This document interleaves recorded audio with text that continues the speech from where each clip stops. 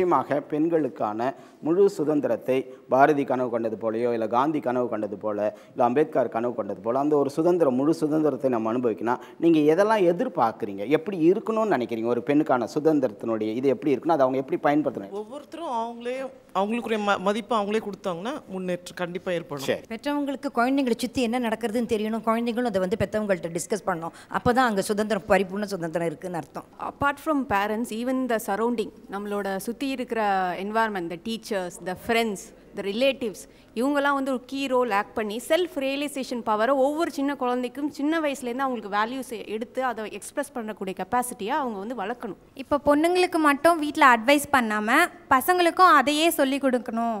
அப்படி கொடுக்கறதுனால இப்போது ஈக்குவலாக ஆகும் அப்படின்னு நான் சொல்கிறேன். ஒரு பெண்ணு அந்த ஃப்ரீடம்ங்கிறது நமக்குள்ளேருந்து நம்ம அதை உருவாக்கணும். அதை ஒரு மேல் மெம்பர் ஒரு எனி இதை ரெஸ்பெக்ட் பண்ணணும் நம்மள சொசைட்டியில். First rule is for us அப்படிங்கிறது இருக்கணும். ரூல் நான் போடலாம், ஆனால் அதை ஃபாலோ பண்ணணுங்கிறது என்னோட நல்லதுக்குங்கிறத அந்த குழந்தைக்கு சொல்லி வளர்க்கணும். நம்ம அப்பா அம்மா நம்ம மேலே வச்சுருக்கிற நம்பிக்கையை புரிஞ்சுக்கிட்டு அதை காப்பாற்றி நடந்தோம்னா அதுவே பெரிய இது.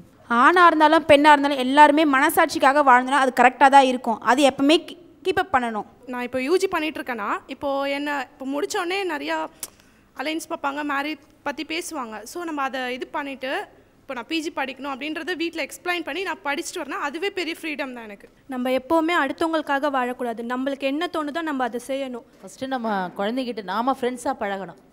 அப்போ தான் அந்த குழந்தை நம்மக்கிட்ட உண்மையாக சொல்லி நடந்துப்பாங்க. அதுவே ஒரு சுதந்திரம். ஒவ்வொரு பொண்ணும் தனக்கு சமூகத்தில் ஒரு மதிப்பு இருக்குன்றதை உணர்ந்து சமூக பொறுப்பு இருக்குன்றதையும் உணர்ந்து வாழணும். அதுதான் நம்ம நல்லது பண்ணிட்டோம் 4 பேருக்கு நல்லது பண்ணிட்டேன் அப்படின்னு சொல்லிட்டு நம்மளை எவ்வளோக்கு எவ்வளோ என்கரேஜ் பண்ணிக்கிறோமோ அந்த அளவுக்கு தப்பு பண்ணிட்டா கூட நான் தப்பு பண்ணிட்டேன், இதை திருத்திறதுக்கான வழி இருக்கான்னு எல்லாருக்கிட்டையும் கேட்டு திருத்திக்க பார்க்கணும். பெண்கள் நாட்டின் கண்கள்னு தெரிஞ்சுக்கிட்டு நல்ல ஆணோ பெண்ணோ எல்லாரையும் சரிசமமாக நடக்கிறது தான் உண்மையான சுதந்திரம். பெற்றோரோட கைடன்ஸும் டீச்சர்ஸோட கைடன்ஸும் கேட்டு நடக்கிறது தான் உண்மையான ஃப்ரீடம். டெசிஷன் மேக்கிங் நம்ம நம்மளே தனியாக யோசித்து முடிவெடுக்கிறத விட அப்பாவையும் அம்மாவையும் கன்சிடர் பண்ணி ஒரு முடிவு எடுத்தால் அது நல்லா தான் இருக்கும். அம்மா அப்பா நம்ம மேலே வச்சுருக்க நம்பிக்கை நம்ம கண்டிப்பாக காப்பாற்றணும். எங்கள் அப்பா ரொம்ப நம்பிக்கையாக இருக்காங்க. நான் 10th நல்ல மார்க் எடுப்பேன்ட்டு கண்டிப்பாக நான் எடுப்பேன். பேரண்ட்ஸ் கண்டிப்பாக நம்மளுக்கு ஃப்ரீடம் தராங்க, அதை தப்பாக யூஸ் பண்ணாமல் கரெக்டாக யூஸ் பண்ணணும். நம்மளுடைய பழக்க வழக்கங்களை ஒழுக்க முறையாக பயன்படுத்தணும். என்னோடய ஃப்ரீடம் என்ன நினச்சிங்கன்னா, நான் இங்கே உட்காந்து உங்கள் முன்னாடி இப்படி பேசுகிறது தான் எனக்கு எங்கள் பேரண்ட்ஸ் இந்த ஃப்ரீடமாக நான் நினைக்கிறேன். கொடுத்துருக்கிறதுன்ற இருக்கிற சுதந்திரத்தை கரெக்டாக யூஸ் பண்ணுறோமோ இல்லையா, அதை தப்பாக யூஸ் பண்ணாமல் இருக்கணும். அதை தான் நான் சொல்லிக்கிறேன். ஆடையை நான் மாற்றிக்கலாம், நான் எப்படி என்னோட தலை வாடுறேங்கிறத மாற்றிக்கலாம். ஆனால் நான் பெண்ணுங்கிறது நான் பெண்ணாக பிறந்தது என் கையில் இல்லை. என்னை என் திறமைக்காக மதிப்பு கொடுங்க, என்னோட பொட்டென்ஷியலுக்காக என்னை மதிப்பு கொடுங்க. எனக்கு நீங்கள் சுதந்திரம் கொடுக்க வேண்டாம். அது யார் கொடுக்கறது இல்லை, நம்மக்கிட்டேயே இருக்குது. அதை நல்ல விதமாக பயன்படுத்துறது என்கிட்ட இருக்குது. நம்ம ப்ரௌடாக இருக்கணும். நாங்கள் ஒரு பெண்ணாக பிறந்தோ இந்த இடத்துல உட்காந்து பேசுகிறோம், நாங்கள் எல்லாருமே தான் பார்ட்டிசிபெண்ட்ஸ் எல்லாருமே ப்ரௌடாக இருக்கணும். ஒன் திங், நாங்கள் செல்ஃப் ரெஸ்பெக்ட் வேணும் சொசைட்டியில். அந்த செல்ஃப் ரெஸ்பெக்ட் வேணுங்கிறதுக்கு நாங்கள் நடந்துக்கிற முறை, நாங்கள் எங்கள் பேரண்ட்ஸ் எங்களுக்கு கற்றுக் கொடுத்தது, எங்கள் டீச்சர்ஸ் எங்களுக்கு கொடுத்தது, யாரை நாங்கள் ரோல் மாடலாக வச்சுட்டு நாங்கள் வந்திருக்கோங்கிறதெல்லாம் ரொம்ப ரொம்ப இம்பார்ட்டண்ட். எந்த ப்ரொஃபஷனில் இருந்தாலோ இல்லை ஈவன் ஹோம் மேக்கராக இருந்தாலும் கூட அவங்களுக்கு இருக்க வேண்டிய அந்த ஒரு ரோல், அந்த ரோல் கரெக்டாக நம்ம பண்ணுற மாதிரி இருந்தாலே அது விமென்க்கு இருக்கிற ஒரு ரியல் இண்டிபெண்டன்ஸ். நாங்கள் எஜுகேஷனில் மட்டும் இல்லாமல் ப்ரொஃபஷனில் ஆகட்டும், ஈவன் பப்ளிக் ஃபிகர்ஸ் ஆகட்டும் கூட நம்ம நாட்டை ஆள்ற அளவுக்கு கூட போகிறதுக்கு வாய்ப்பு இருக்குது. கவிதா மேடம் சொல்லுங்கள். நான் ரெண்டு விஷயம் தான் சொல்லுவேன். ஒன்று, ஒரு பெண் சுதந்திரமாக முடிவெடுக்க வேண்டும், அதுதான் அடிப்படையில் சுதந்திரம் நினைக்கிறேன். இன்னொன்று எந்த குற்ற உணர்வும் இல்லாமல் அவளுடைய விருப்பங்களை அவள் நிறைவேற்றிக் கொள்ள வேண்டும். இது ரெண்டும் தான் என்னை பொறுத்த வரைக்கும் சுதந்திரம். என்னோட எண்ணங்கள் என்னவாக இருந்தாலும் அதை நிறைவேற்றுவது என் கையில் தான் இருக்குது. அதுதான் என்னோட சுதந்திரம். எனக்கு கொடுத்துருக்க சுதந்திரத்தை நான் எப்படி யூஸ் பண்ணுறேன்றது தான் ரொம்ப முக்கியம். இப்போ நான் எனக்கு ஒரு டிசைனர்ன்றது எங்கள் வீட்டில் எனக்கு அதை பற்றி எதுவுமே தெரியாமல் ஒரு சூழ்நிலை இருந்துச்சு. எனக்கு தெரியும் பேசிக்காக டிசைனிங் என்னன்றது தெரியும். பட் அதை புஷ் பண்ணி கொண்டு வந்தது என் சிஸ்டர், எங்கள் அம்மா, எங்கள் அப்பா, இவங்கெல்லாம் சொல்லி. அதுக்கப்புறம் அடுத்த லெவல் என் ஹஸ்பண்ட், எங்கள் மாமியார் மாமனார்லாம் இது பண்ணால் நீ நல்லா பண்ணுன்னு சொல்லி என்னை கொண்டு வந்து இந்த பொசிஷனில் கொண்டு வந்து விட்டுருக்காங்க. அதை நான் எப்படி யூஸ் பண்ணுறேன், எந்த ஒரு தவறாக இது இல்லாமல் கரெக்டாக அதை நான் எப்படி யூஸ் பண்ணுறது தான் ரொம்ப முக்கியம். என்னை பொறுத்த வரைக்கும் ஃப்ரீடம்ங்கிறது freedom to choose how I want to be.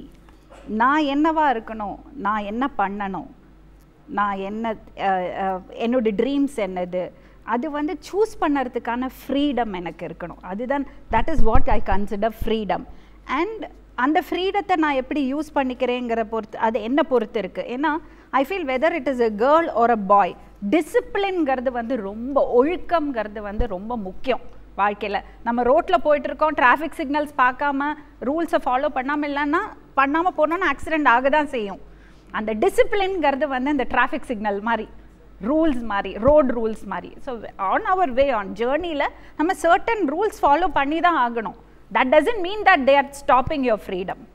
Okay. So freedom is freedom to choose, and discipline, whether boy or girl, is very very important. ஒழுக்கம் இல்லாமல் வாழ முடியாது. நன்றி மேடம். பெண்கள் தங்களுக்கு தரப்படுகின்ற சுதந்திரத்தை முறையாக செயல்படுத்துகிறார்களா இல்லையா என்பதை குறித்து ஒரு நீண்ட விவாதம். மகாபாரதத்தில் ஒரே ஒரு காட்சி வருகிறது.